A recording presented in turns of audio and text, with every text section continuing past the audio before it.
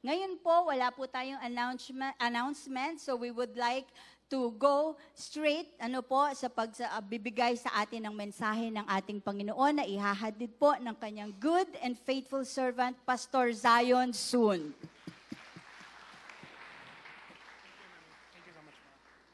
Maraming salamat po at we praise the Lord for this wonderful morning. Pakisabi nga sa iyong katabi, magandang umaga. Ako po nagpapasalamat sa Panginoon sa pagkakataon po na makasama po kayo. At tunay nga po sa biyaya ng Diyos, ako po ay nakakatayo sa inyong harapan. At syempre po, random na po natin ang panahon. Ready na ba kayo? Pakisabi nga po sa inyong katabi, Merry Christmas! At alam ko po, marami sa ating mga ninong at ninang ang kinakabahan na tuwing malapit na po ang birthdays. Pero maging excited po tayo dahil meron po tayong bonus. Ano po yun? Bonus mula kay Lord, syempre. At syempre po, yung ating pong economy ngayon, we pray that it is on the rise. Kasi po, I don't know sa side po ng trading, pero marami po ngayon ang nabubukas ng kanilang mga businesses. At marami po mga negosyanteng mga Pinoy ang sila po ay nag-i-invest po sa mga small-scale businesses. Kagaya po ng mga sa Palengke, Divisoria, no? At alam po ninyo, nakapag-research na naman po tayo ng mga signs na only in the Philippines lang po makikita. For example po ito, balik po natin, yan. Ito daw po ay binibenta niyang walis mula Santa Fe, Nueva Vizcaya. Pinakamatibay at magaan at nagwawalis ng mag-isa. Okay, talagang high-tech po yan. Ewan ko kung meron pong bibili dyan, 180 each. Okay, at ito naman po, may binibenta naman po tuwing gabi, balot. Hindi ko alam kung bakit 18 years or 18 days. Okay, hindi ko po alam kung ano pong ibig sabihin yan. Meron din pong tindahan, nakita ko po sa social media, open daw po sila 24 hours, 11 p.m. to 6 a.m. Talagang 24 hours, di po ba? Yung ba naman po, syempre, dahil lumalamig po ang panahon, ang kanila pong negosyo ay comforter. Talagang very, Meron pong isang tindahan, nakalagay na sign, push. If that doesn't work, pull. If that doesn't work, we must be closed. Okay, so ito po isarado na. At syempre po, sa mga tabi-tabi, nandyan po yung nagbebenta po ng mga street food. Ito pong isang nagbebenta po, meron daw pong new saging with banana flavor. Diba? Talagang, ang mura po, 6 pesos. Saan kaya yan? Puntahan ko kaya yan, no? At pasintabi po sa mga kumakain, or kayo po ay online at on-site po. Siyempre, kung meron pong kinakain, meron po dapat pong pampatulak. At siyempre po, meron pong sign sa isang lugar, apple iced tea. Okay? Pero iba yung nakalagay. Okay? Okay. Siyempre, kung mainit po, punta tayo sa swimming pool or sa beach, di po ba? Meron pong nakitang sign sa social media, ito po ang pinagbabawal. Mahigpit na ipinagbabawal ang malunod. Do, siyempre po, maganda po wala po talaga malunod sa bawat isa. At isa po sa mga trending ngayon, ang isa pong sign na palagi pong, siguro po mahigit kumulang 2 o 3 na po ang aking pong napupuntang mga sari-sari store, ito po ang nakalagay. Bawal utang, bukas na lang. O, di ba? So, bukas na lang daw po at bukas na lang ng bukas. Magandang strategy po yan. Well, ang ating pag-uusapan po ngayon ay hindi po tungkol sa utang, kundi ito po ipagpapatuloy po ng ating pong series about our Lord Jesus Christ. Why do we need to know more about Jesus? And I want to ask you today, why do you go to church? Or let me make it more specific. Why do we worship Jesus? Kung naisip niyo na po ba ang katanungan, bakit natin sinasamba si Jesus? Sino ba siya? Ano bang purpose ni Jesus sa ating pong buhay? Ano bang layunin? Ano pa talaga? Why is He worthy of our worship? Earlier, we read sa Tagalog po, but I would like to read our text from the English translation. Let us all stand po.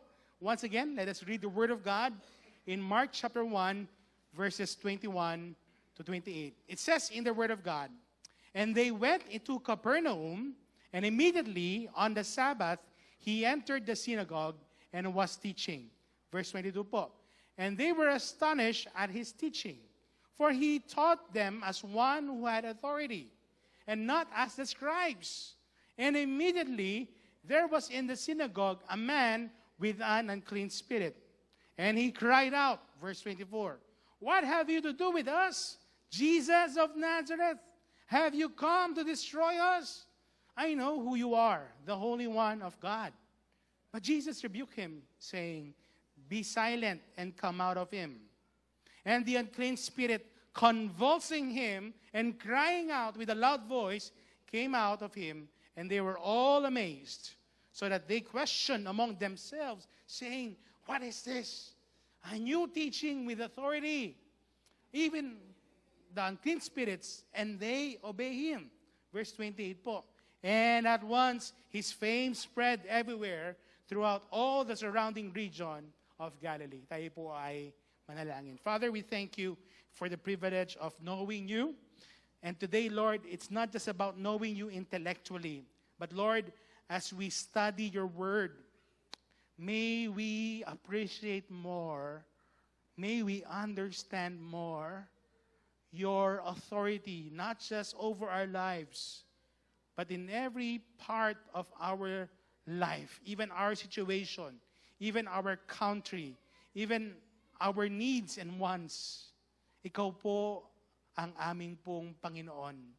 You are our Lord. You are our Savior.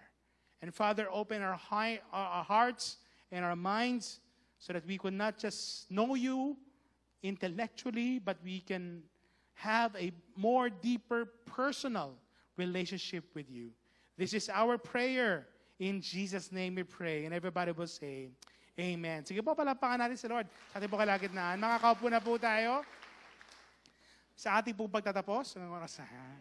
Now, kidding aside po, our topic for today, last 2 weeks or 4 weeks ago, we talked about the sufficiency of Jesus. Today, we will talk about the authority of Jesus. Ang authority ng ating pong Panginoon. So, hindi lang po sufficient ang Diyos, si Kristo, sa ating pong buhay, pero meron siyang authority na hindi po may pagpapalit kanino man. Itong authority po ito ay, it's not an ordinary authority that comes from the government. No, it is higher than the government. Now, for us to understand this text, we need to dig deeper with the Word of God. Ating pong pagbula-bulayan po ang salita ng Panginoon. By the way, in our church, we encourage you to bring your Bibles. Why? Because, yes, meron po tayong mga Bibles sa ating pong phone, but we get distracted by other messages.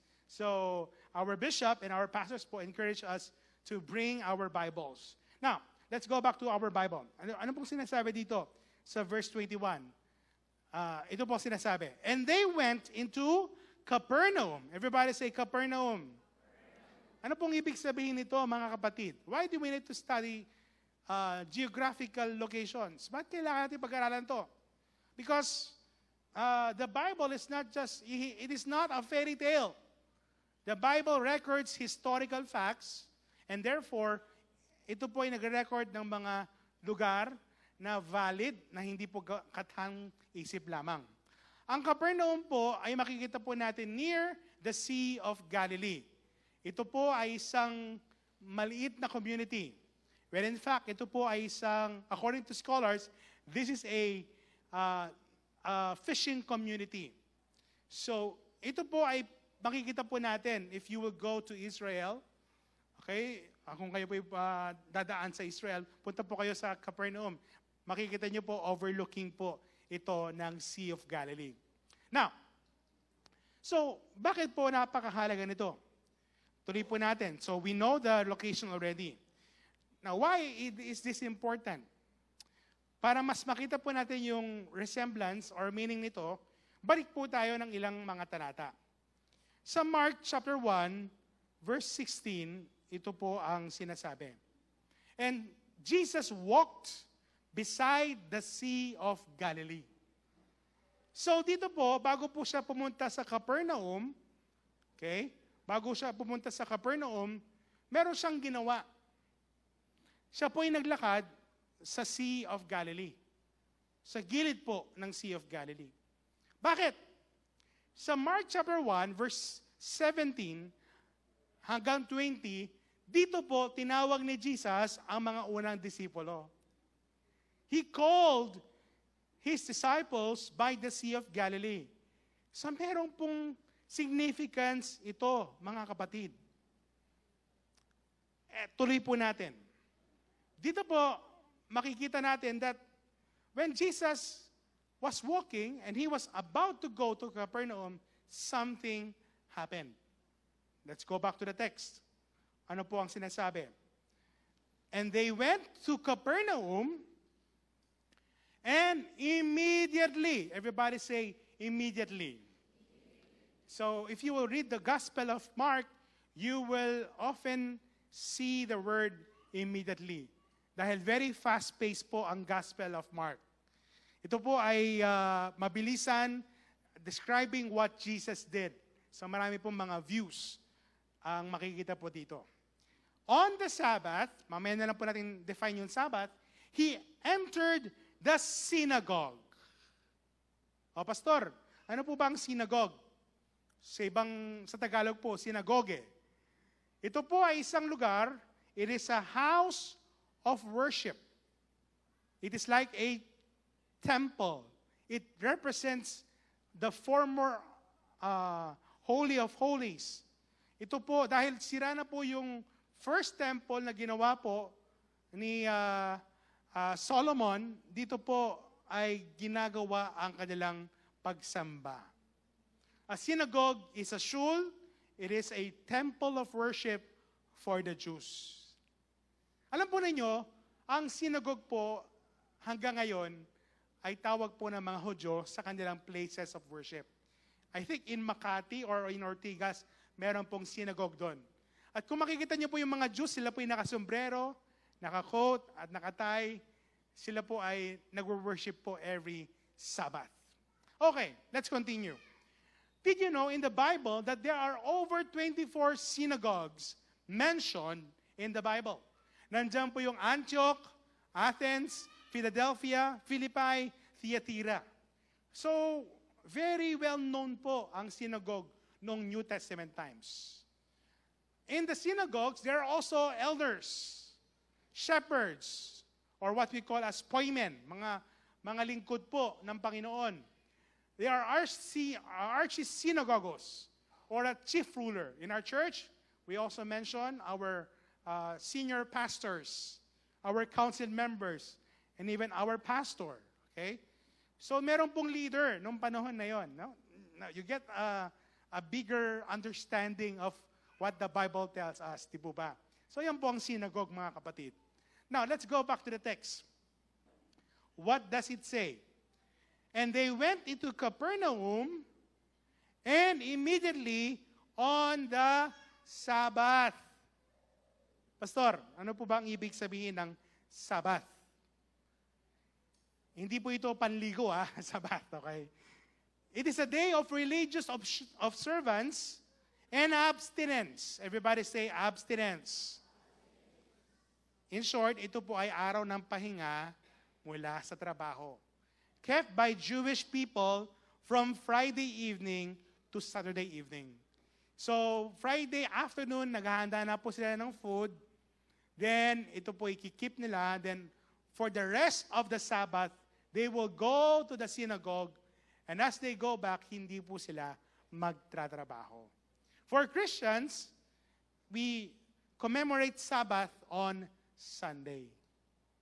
So ano pong Sabbath? Ito po ay day of worship and day of rest.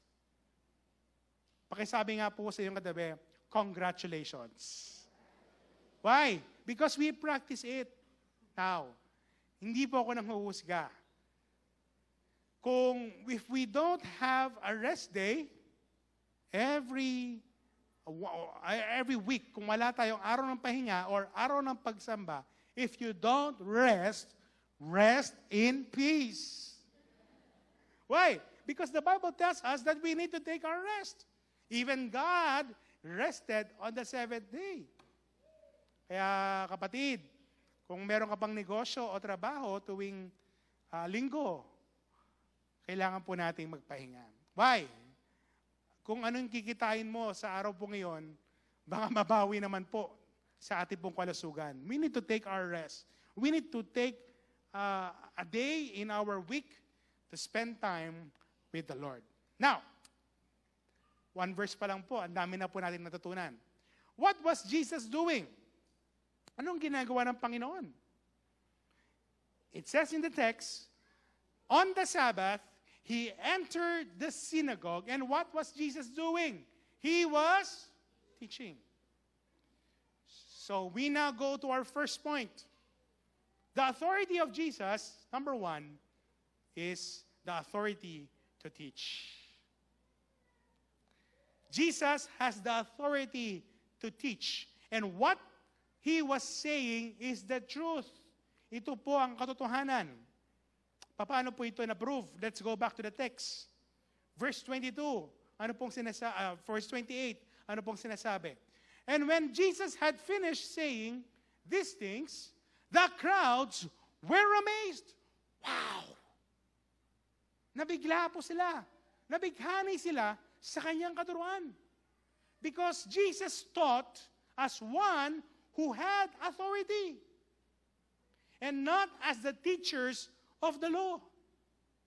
Grabe yung authority ng Panginoon sa kanyang pagtuturo. You know, even until today, the teachings of Jesus is still thriving. 2,000 years na po. And still we are preaching the authority of our Lord Jesus Christ.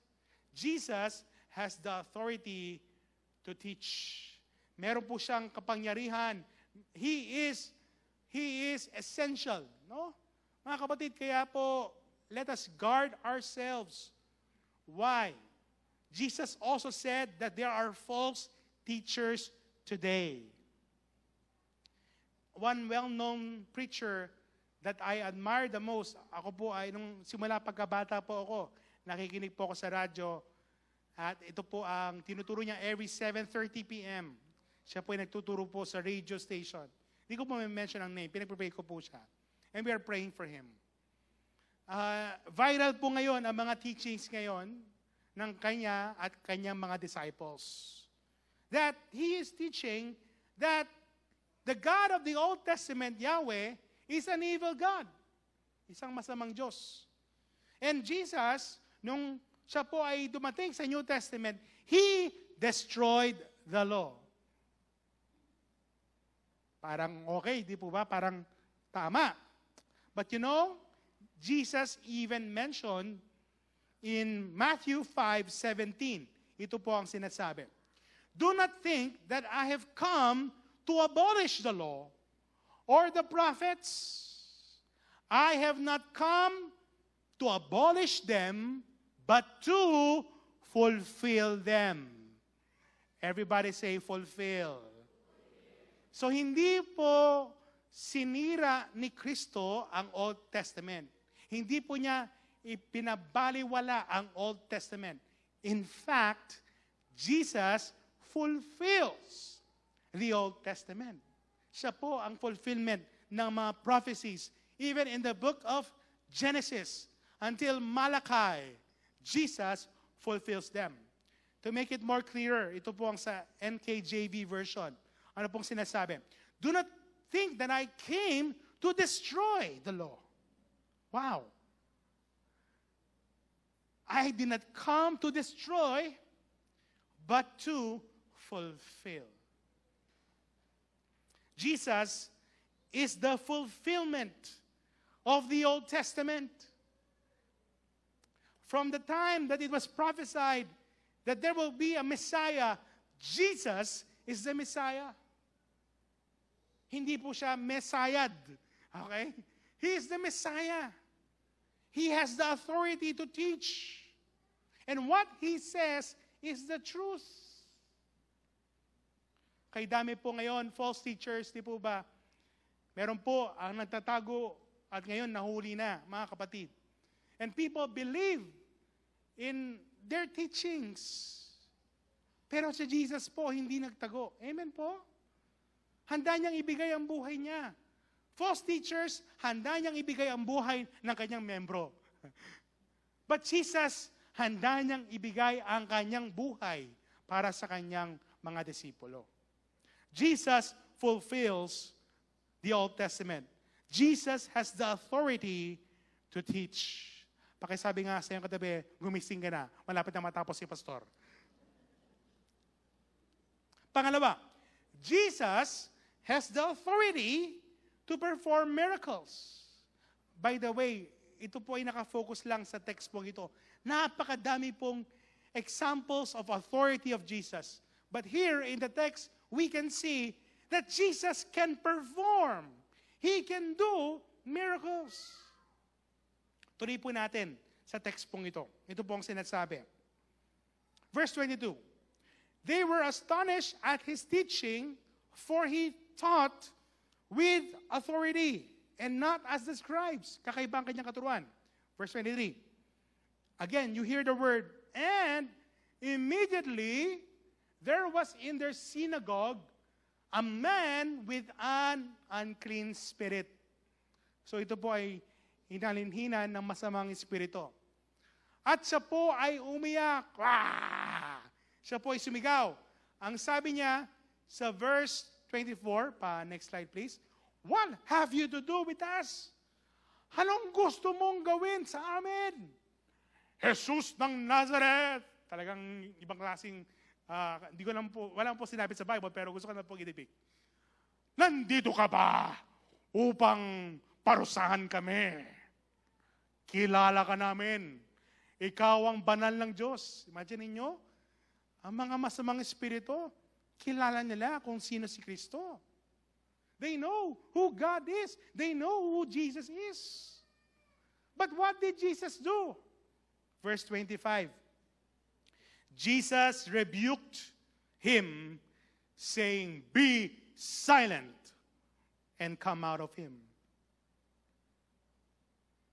What happened? And the unclean spirit, convulsing him and crying out with a loud voice, came out of him. That is the authority of Jesus. Nung pandemic po, umuso yung mga nagwa-vlog na mga nagpapalayas ng demonyo, di po ba? Meron po mga masters, sila po yung nagpapalayas. No, mga kapatid. Yes, they can do that. Pero alam po ninyo, meron po tinatawag na authority rin po. May mga levels po yan. Huwag po kayong lalapit po sa mga manghuhula. Alam niyo po, kung totoong manghuhula, sana mayayaman na po sila. Bakit po? Mahuhula nila yung mga letra. Sa letrang A, di mo ba? They don't know the future. Jesus is greater than all evil spirits. Siya po ang kinatatakutan ng mga masamang espiritu. Tingnan po ninyo, nung lumayas po ang masamang espiritu, verse 27, they were all amazed. Grabe. And they questioned among themselves, ano ito? Bagong katuruan na may kapangyarihan. Kwento ko lang po sa inyo ang aking pong mga experiences sa ministeryo. Nung ako po ay around 21 years old, malapit na po matapos sa seminaryo, kami po ni Nat, yung kanina po dito, at ni Glenn, dahil mga kasama po natin yan sa simbahan, kami po na-invite para po mag-minister sa Christ in You Cabiao. Ito po yung encounter retreat. At habang kami po yung sumasamba, ako po yung nagda-drums, tinawag po kami ng isang pastor. Sabi niya, Pastor Zay, Nat, Glenn, pumunta kayo sa kwarto. Bakit po? Merong sinapian doon. Alam po ninyo, pinag-aralan ko po sa seminary, pneumatology, no, yung about the spirit, lahat ng theology. Pero nung tinawag po ko, kinabahan ako. So pumasok po kami doon, alam po ninyo, si Sir Nat po, yung nagkikitara, dahil bata pa po kami noon, ang kinanta niya, He is Lord at Welcome Holy Spirit. Dahil yung sinapian, siya po ay batang babae, ang pangalan po niya, Manilyn. Sa sobrang takot-takot po namin, habang nagkikitara po si Sir Nat, hinabol po kami. Ah! Ang ginawa po ni Sir Nat, ganun po siya, He is Lord. Alam din natin yan. Totoo po nangyari yan. At hinahawakan po namin, ang laki po namin tao, yung babae po, medyo malit na po, hinahawakan namin, hindi po namin makontain. At nagiba po yung boses ng babae. Ang pangalan niya, Manilyn. Di ako po, Manilyn. Alam po ninyo, binuksan ko yung Bible ko, pati John 3:16, nakalimutan ko na po. Sa sobrang kaba.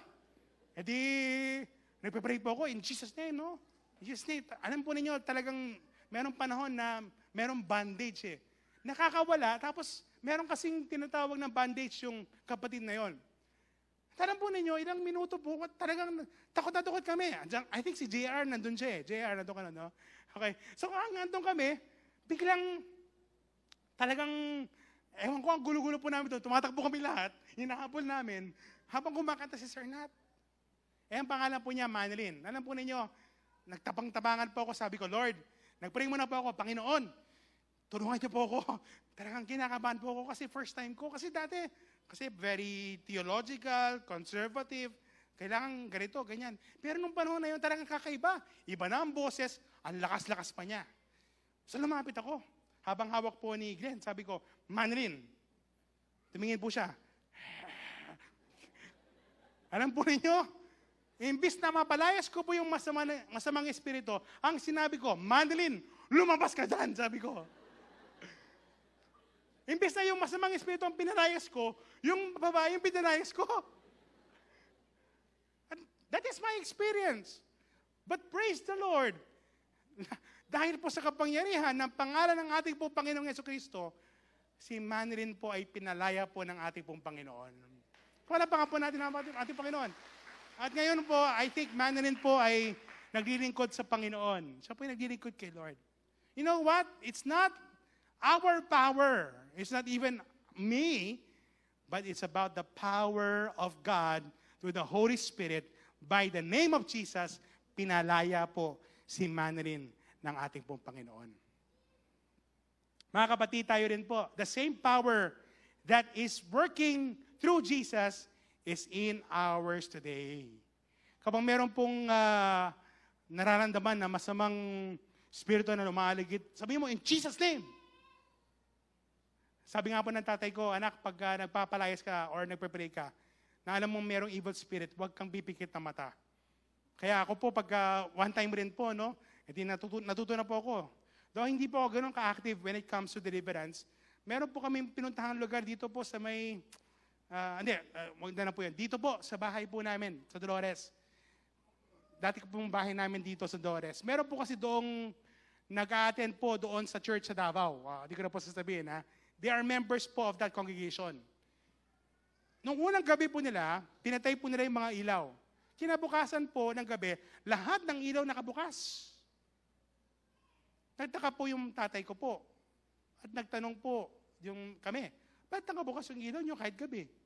Kasi po, pag gabi po, meron pong sumasakal sa amin. Yung tatay ko po, buhay pa po noon, sige, pag-pray natin. So, every night, they're praying po, nagpa-pray sila, pero hindi nila mapalayas-layas.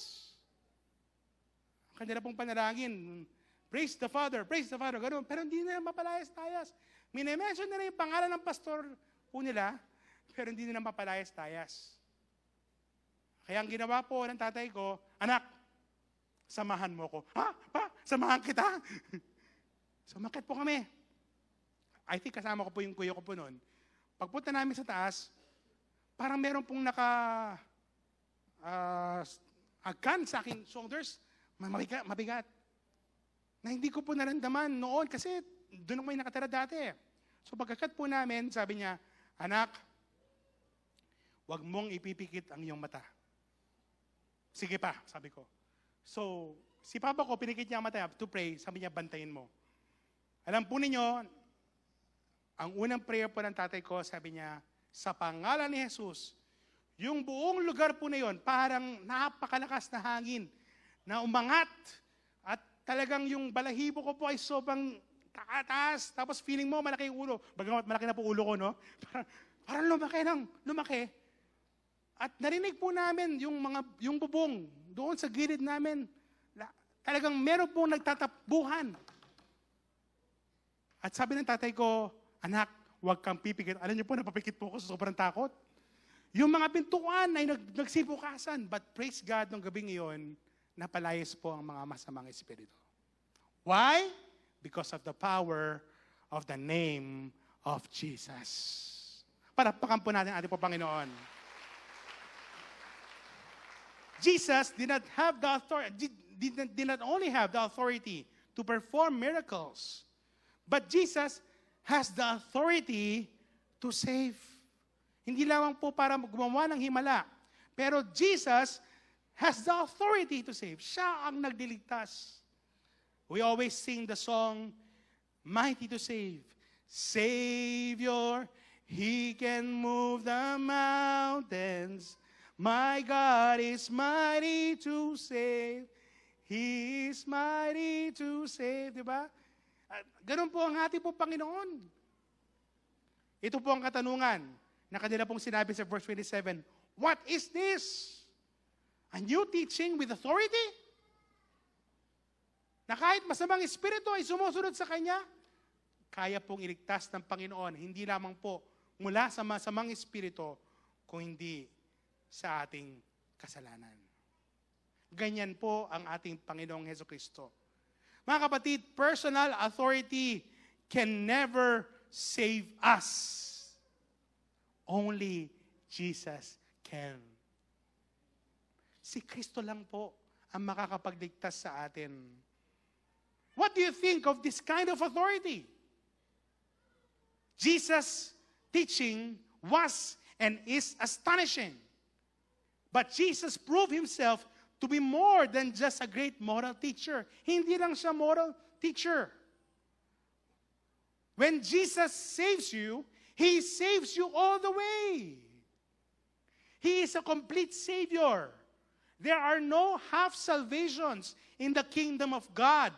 There are only Spirit-filled, blood-washed, dead-raised salvation of the authoritative King Jesus. In short, we are saved completely by the grace of God.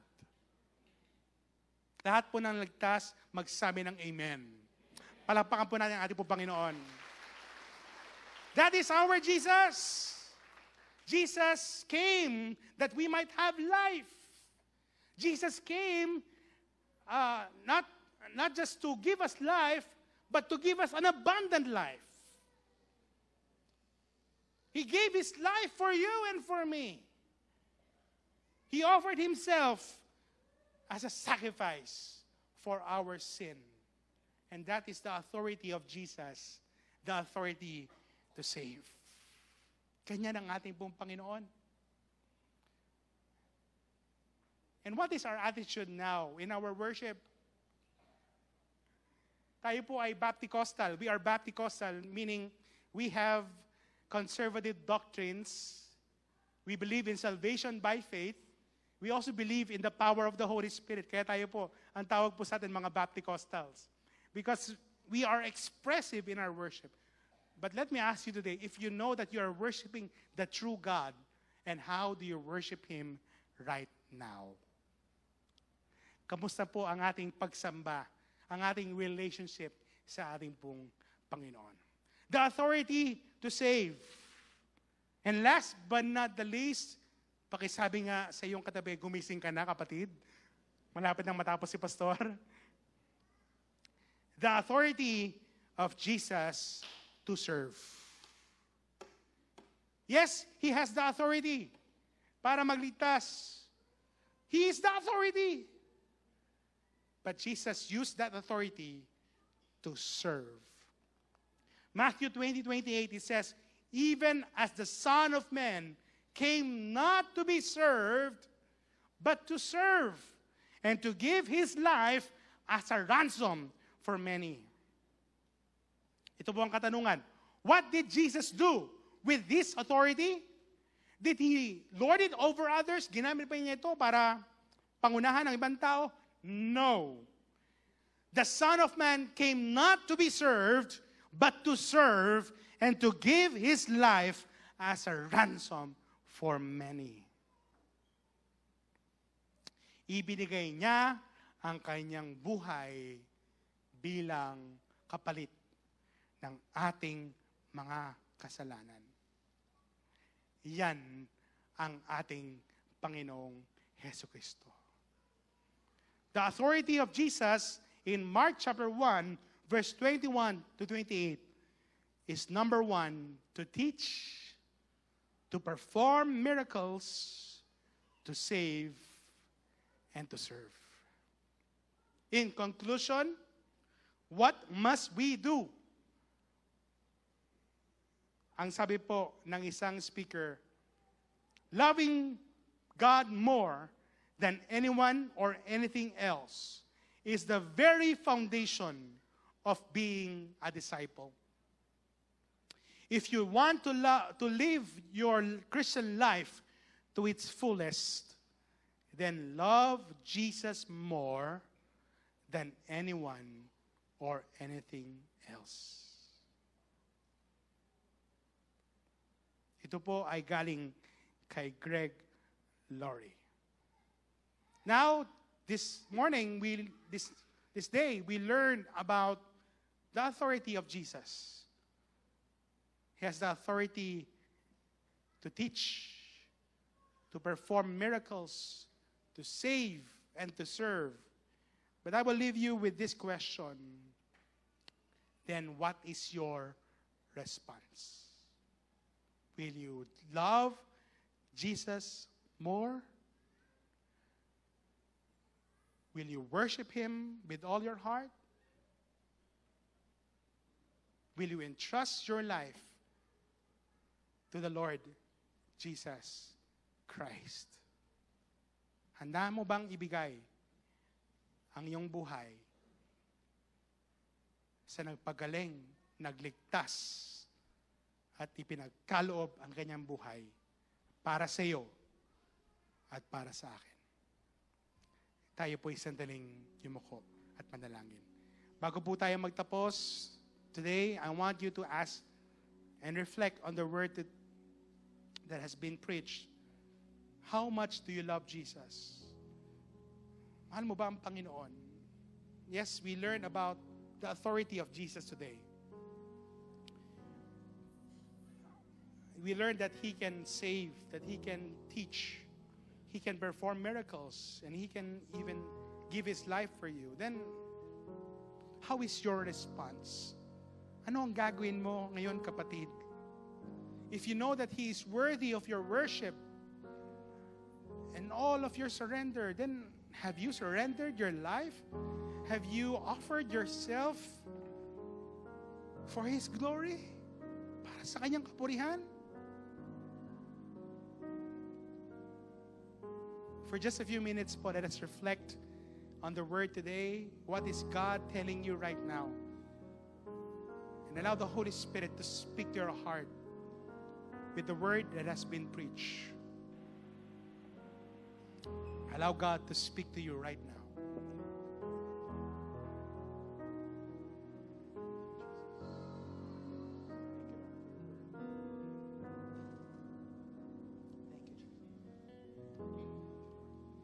Father, we thank you for your word today.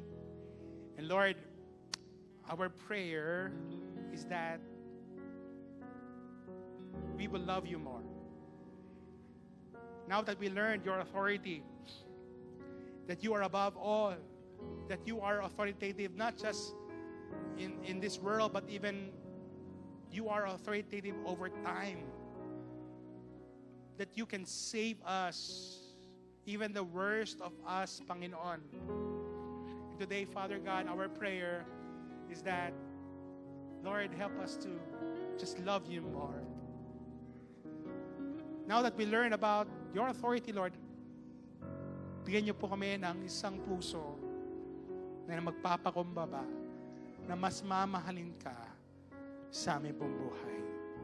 Salamat po sa iyong mga salita. Patuloy kang mangusap sa pamamagitan ng iyong banal na Espiritu sa inyong mga anak. We love you. We glorify you. In Jesus' name we pray. Amen. Before we close po, let's stand and we will sing this song once again as a response to His Word. Jesus has the power to save, the power to teach, the power to perform miracles, and the power to serve. All the more, let us declare His praises in our midst as we sing this song. And the angels cry, holy. Sing with your heart right now. Creation cries, Sing with your emotion. Sing with your mind. you were lifted high, holy, holy forever. The people sing, holy to the King of Kings. Holy, you will always be. Holy, holy forever. Sing with your heart right around church. Hallelujah. The angels cry, holy, all creation cries, holy, You are lifted high. you are lifted high, holy, and holy forever. The people sing, holy to the King of Kings. Holy, you will always be. Holy, Your name. I want us to get His name. Your name is higher. yes, your name Come on, is the declare. highest. Your name Yes. is the greatest. Your name Yes, oh God. stands above it all. All thrones and dominions, all powers and positions. Your name stands above it all. Jesus, your name is the highest. Come on, declare. Yes. Is the greatest. Your name stands above it all. All thrones and dominions, all powers and positions. Your name stands above them all. And the angels cry, holy, all creation cries, holy, you are lifted high, holy, holy forever. Thank you, Lord.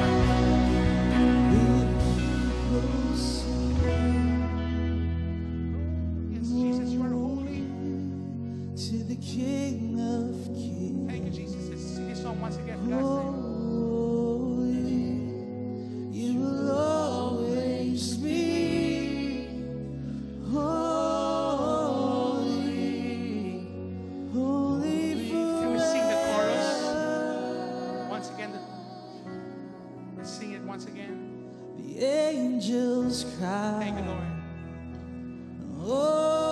Holy, all creation cries. Holy, you are lifted high. Holy, holy forever. God, we thank you for the message today. Lord, you are holy. You are authoritative over everything. And Lord, wala kaming may pagmamalaki sa iyong harapan. But today, Lord, I pray, and we pray, increase our love for you.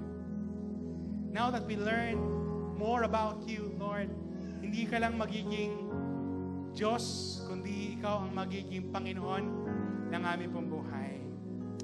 Lord, I just pray that as we go out from this place, may this word not just be an encouragement, but may this word be our life. That Christ will be first. That Christ will be exalted sa buhay po namin. Ama, sa aming pong pag-uwi, ingatan niyo po ang bawat isa.